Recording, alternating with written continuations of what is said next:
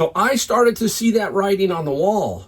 And that's what we have to do as business people. We have to be able to see things and make those changes, because that's the difference between you failing and succeeding, is being able to adapt along the way and understanding when something drastic has to happen.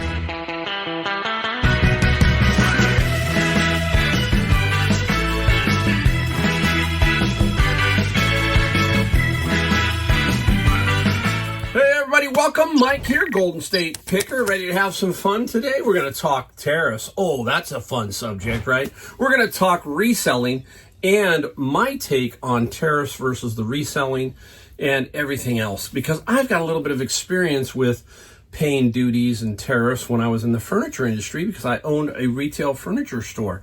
And I will talk about that, and we'll just talk about what my spin is on this.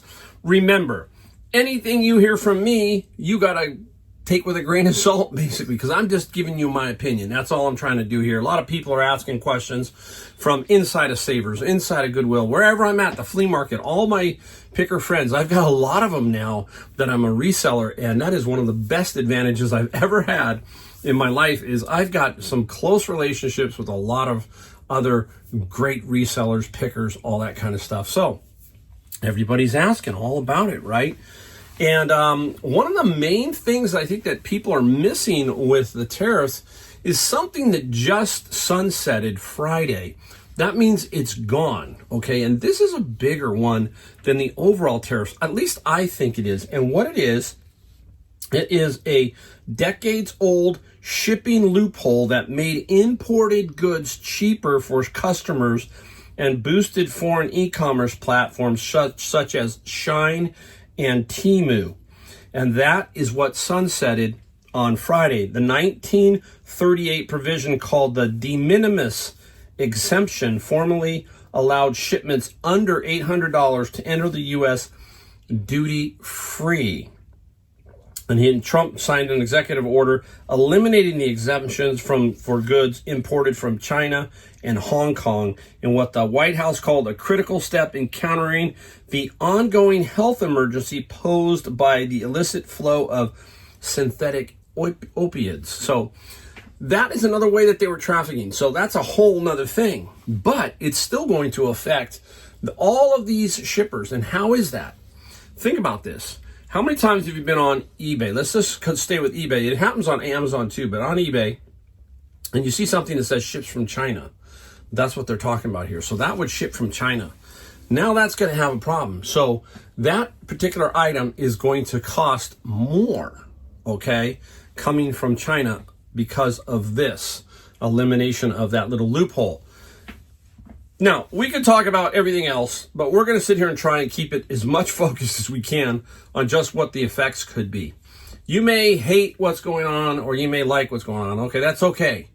But let's stay focused as best we can on the reselling side and what it potentially can mean for us. I personally think that particular thing is going to help a lot of us. It's going to eliminate a lot of those players who are selling some cheap goods, okay, that we were trying to sell. And we maybe now can be a lot more competitive against that kind of stuff. I can tell you that my friend Brian, he bought something on Amazon, and he didn't check it that it shipped from China, something like that. And it took like 3 weeks, and he was about ready to just give up on the thing. And that was the same thing. So Amazon has it too. Amazon has a lot of this stuff. So they're talking about all this kind of stuff that's going to happen, and it's going to affect a lot of goods. Clothing, I think, is the industry I think that means shoes, clothing, that could be the most affected, in my opinion. If that's the case, I think the clothing category could do very well. Because people are going to be looking for maybe new with tags, all that kind of stuff, newer shoes. Look, I'm not a shoe guy, and I'm not a clothing guy. I mean, you tell I just wear common t-shirts, that kind of thing. I'm not a big clothing guy, or especially not shoes. So that's not going to affect me, So to me, it's like, okay, whatever, I mean, I do go to the mall and I look at these shoe stores and I'm like, oh my goodness, It's crazy what those shoes are, right? Now think about these higher end ones, right? I mean, the higher end shoes, those are going to be hit too, right? Because they're made overseas. So even the very high end brands like the Louis Vuittons and all of that, right? The Christian Louboutin and whatever, it doesn't matter. All these shoes like that, they're going to be hit. So the thing is, we just don't know. Okay. And everybody hates one thing, and that is uncertainty. We just don't know. So we have to really focus on our process, our system, and what we can do. That's the only thing we can do. So please keep that in mind when you're trying to figure out, okay, what it is. Because all that background noise, all of that stuff around you can affect you mentally and destroy you mentally if you let it. Okay, I'm going to give you a quick thing that I'm talking about. Remember when the market was going wild and it was tanking and it was having problems? You know, let me tell you, markets go up, markets go down. Doesn't matter. That happens. It happened at COVID, okay? COVID really took a whack, and then it went right back up. Now, all of a sudden, the talking heads, they ain't talking so much anymore because the S&P 500 is now only down 3% for the year. But if you'd listen to the news and just let that bounce around in your head every day, you'd think it was in the toilet completely. When the S&P is only down 3. Now, yeah, there's a lot of stocks that are down here and there, Tesla, all that. But guess what? If you're an investor, it's a great time maybe to buy. So you gotta put things in perspective. And that's where I get to this next point. And this next point is pay attention to who you are listening to. My goodness, I mean, we have to get our news somewhere. We have to be informed somewhere. So you just have to look around and say, okay, you know, there's an old saying, what is it? Only believe half of what you hear, that kind of thing. That's probably extremely accurate, I bet. Maybe it's even worse. But you've really got to focus on yourself and then your common sense. You hear me talk about that a lot here. If you're smart enough and you have, I will tell you, over time, you are probably more right than they are, okay? They're just sensationalists, whereas you're hopefully being more practical.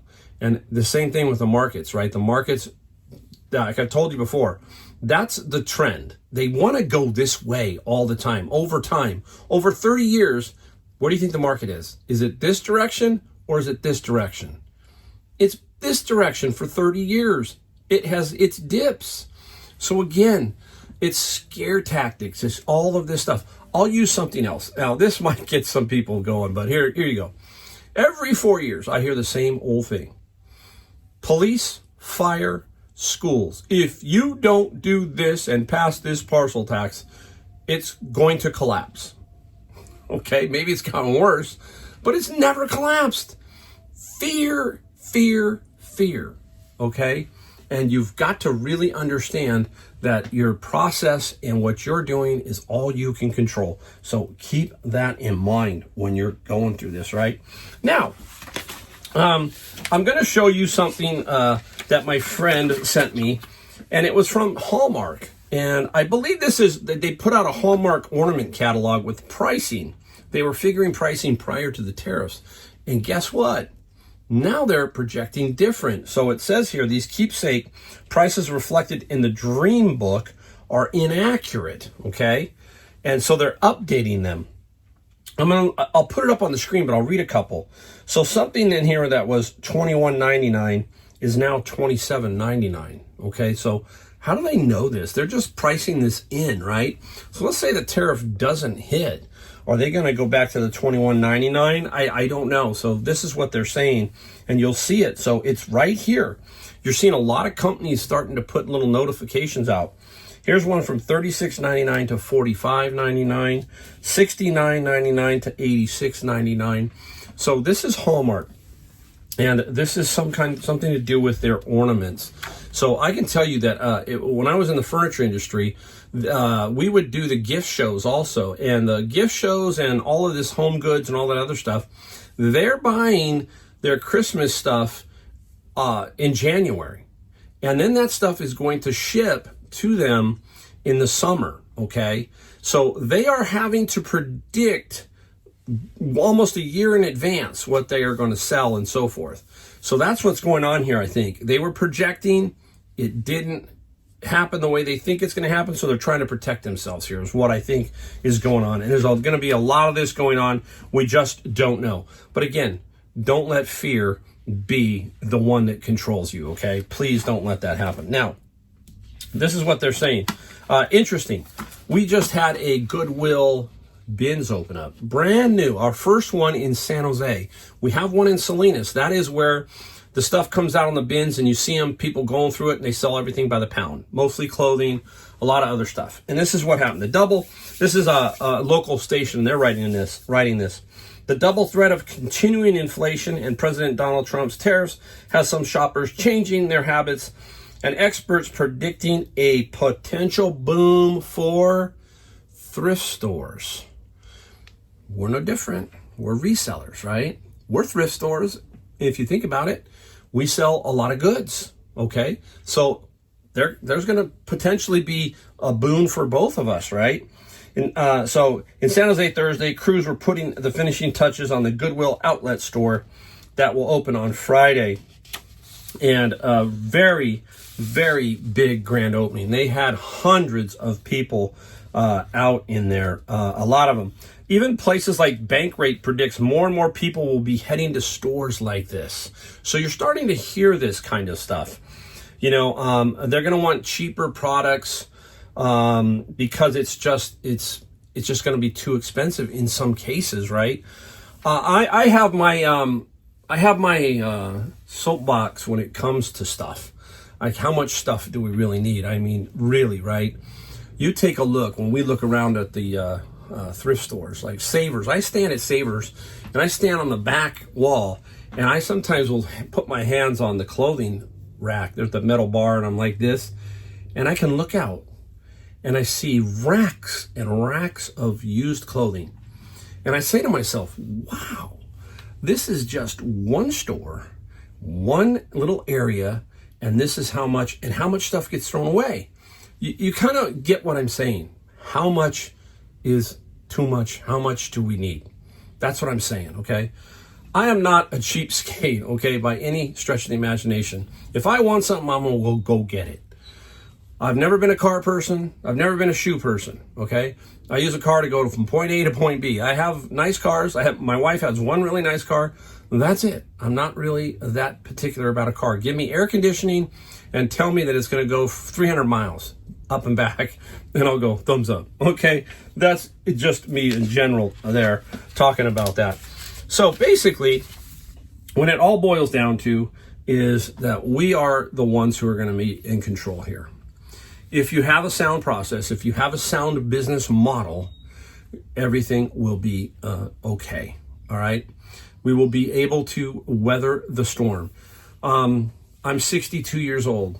I can't tell you how many times I went through various valleys of darkness when it came to retail, right? I mean, I've told people ask me, well, why don't you do it anymore? What was the issue?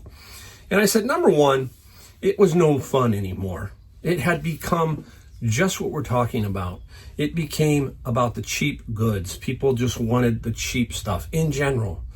And so everything was coming from China. And it was a literal 15-year swing, and that's all it took. And everything crashed as far as the furniture industry went. I cannot tell you how great this country was at making furniture over the last 70 years in general. I had so many fantastic furniture companies that, I mean, it was just, when I went to conventions and to our furniture shows, what you call markets and that kind of thing, to check out the newest stuff, and it was just fascinating to me. It was made really well, and then all of a sudden now it's like switched to a lot of the stuff is just particle board and garbage in general. In general, there's a lot of good stuff out there. I'm not going to bash everything. So I started to see that writing on the wall. And that's what we have to do as business people. We have to be able to see things and make those changes, because that's the difference between you failing and succeeding, is being able to adapt along the way and understanding when something drastic has to happen. And for me, that was getting out of the furniture business, period. And I got out just before what? COVID. Okay, get what I'm saying? Because if I would have had to go through COVID and come back, it would have been no way. I have talked to many friends who are still in the furniture, they own furniture stores, and they've said the same thing. Way, way different, way more work, way more of a struggle. And I have talked to people back in North Carolina because I had to buy furniture for my home in North Carolina. And I was telling them that I own a furniture store, and I'm not sitting there trying to go, you know what, I want half off of this furniture. No, I was just, making slight deals. I understand. I want to get a deal, but I want them to make money too. And they were explaining just how difficult it is today. And back there, several stores are going out of business. Okay, so it's very tricky now for a retail brick and mortar to cut it. It just is. So please understand, we are in a great position as resellers. There's a lot of good stuff that could happen here for us. If you are ready to accept the challenge, you can do it. I'm going to tell you what, I'm going to come through it just like everybody else. We just don't know. And we can all go back and look back, and it may be completely different than what they're telling you today. And you might be going, was I told the truth? Hard to say. We just won't know. And only time will tell what way it's going to play out. But I got a good feeling that, hey, in general, like I said, this is the trend always. It does have its bounces, okay? So please keep that in mind. That's life. Same thing. Everything is not just roses. All right. There you go. Thank you for watching my channel. If you do like my channel, please hit the subscribe, the like, and the bell notification. Only thing we ask. And we just get right back into it. We'll show you some stuff we found, some stuff we sold. But every so often, you got to have a little bit of something to kind of say, hey, things aren't as bad as they really think they are, okay? All right. Thanks again, and I'll see you in my next video.